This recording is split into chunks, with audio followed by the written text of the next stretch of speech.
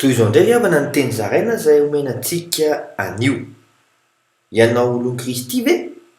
Andriamanitra no mandidy izay teny lazainao. Araka ny voasoratra amin'ny filazantsara ny Jaona 2:20-20 amin'ny anaran'i Jesosy hoe: izaho tsy miteny ho ahy, fa ny iray izay naniraka ahy, izy no mandidy ahy izay ho lazaiko sy izay ho toriako. Izay mino izany dia tahaka ny mino sady mahita an'Andriamanitra. Araka ny voasoratra amin'ny Jaona 2:20-4:20 amin'ny anaran'i Jesosy hoe: ary Jesosy niantso ka nanao hoe: izay mino ahy dia tsy izao no inony fa izay naniraka ahy, ary izay mahita ahy dia mahita izay naniraka ahy. Afy ianao! Amasino ary ny tenanao mba ho fitoerana masin'i Kristy tokoa e! Mandram-pioana tompoko!